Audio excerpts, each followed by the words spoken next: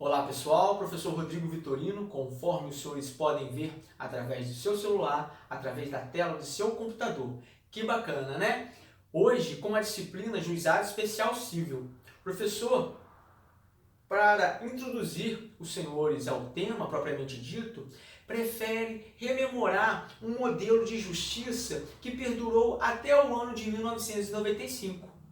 Para eu rememorar, relembrar, recapitular para os senhores o modelo de justiça processual no âmbito civil que perdurou até o ano de 1995, a gente tem que contextualizar, historiar os aspectos trazidos, no primeiro momento, pelo artigo 98 caput, inciso 1 da Constituição Federal.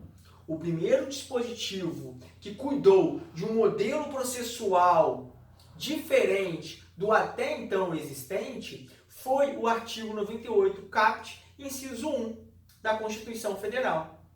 Daí porque a gente precisa dividir hoje duas formas de manifestação de justiças processuais, uma das quais seria um modelo macro de sistema processual no âmbito civil, né? O modelo macro de justiça processual no âmbito civil.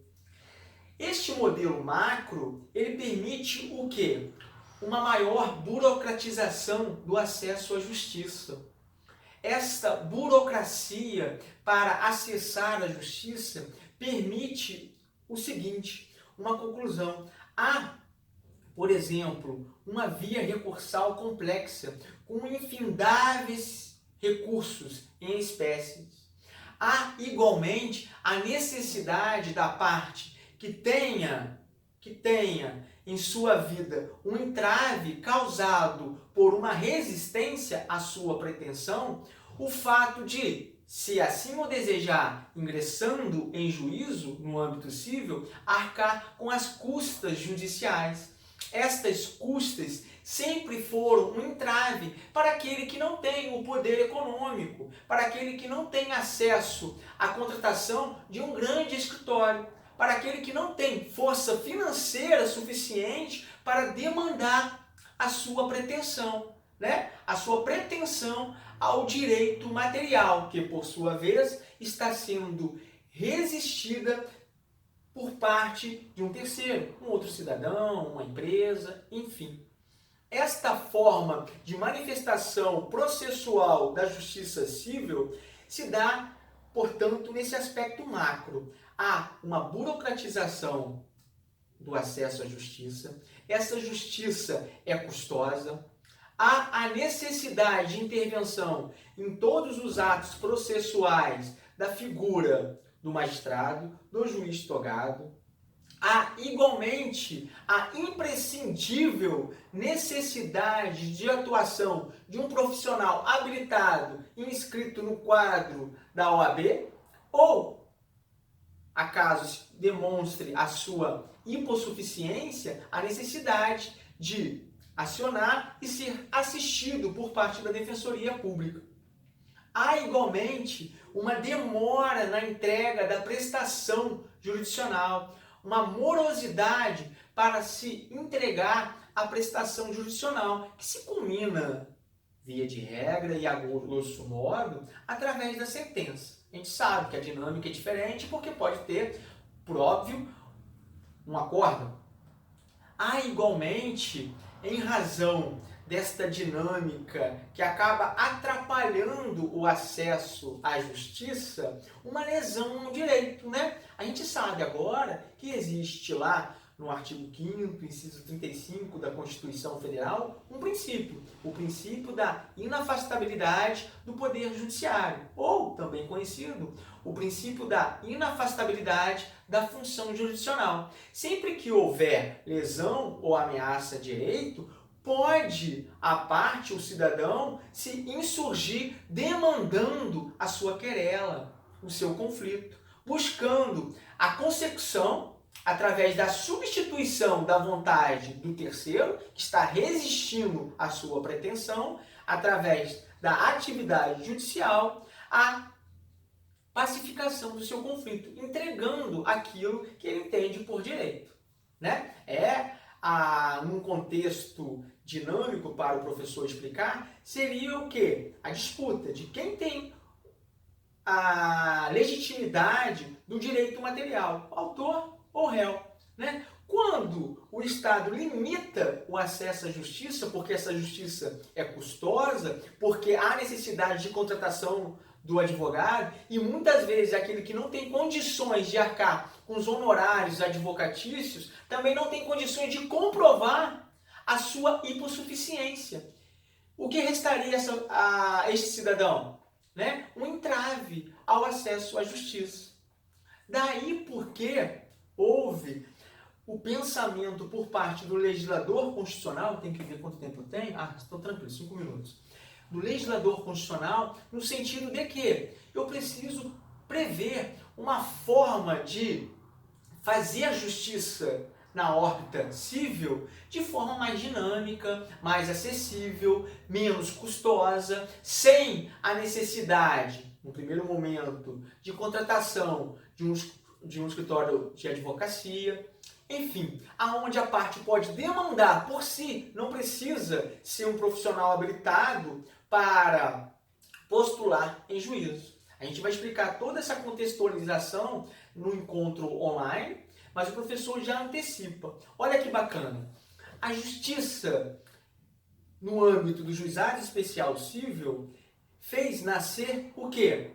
Uma micro processualização deste poder judiciário, deste órgão que integra, na verdade, o poder judiciário. Daí porque surgiu um modelo diferente, um microsistema processual civil. No âmbito do juizado especial civil, existe, portanto, um microsistema processual civil. Né? Olha a diferença deste microsistema processual em relação ao macrosistema processual que se dá, né, nos ritos especiais e no Código de Processo Civil. Olha o modelo, né, os senhores já sabem, né, que o âmbito, esse modelo microprocessual se dá através da regulamentação da Lei 9.099/95. Né? Regulamentou esta lei aquela disposição constitucional do artigo 98, caput, inciso 1. Ok?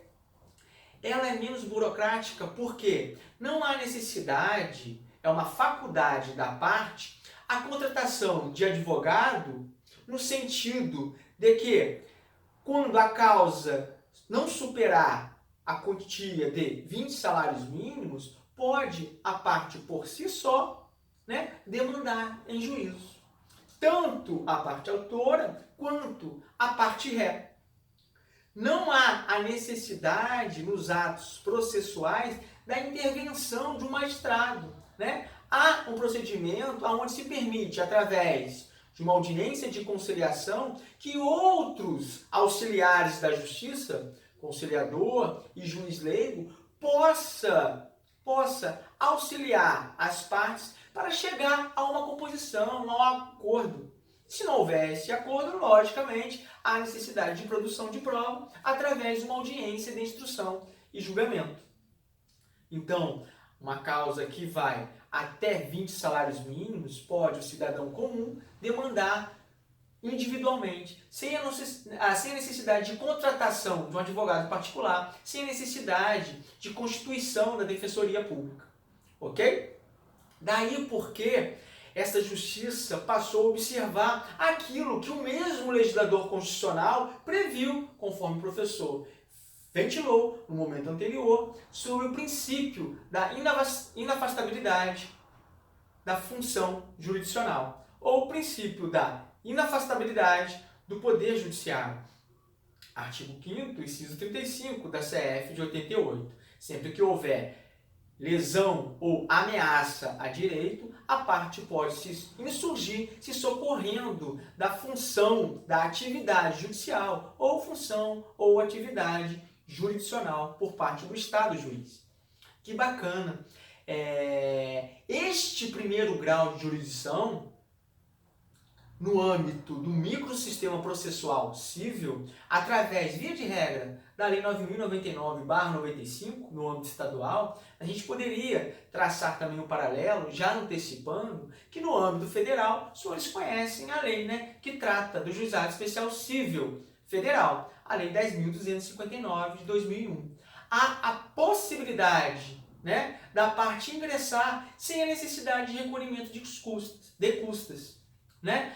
O primeiro grau de jurisdição no âmbito desta justiça, Juizado Especial Civil, é gratuito.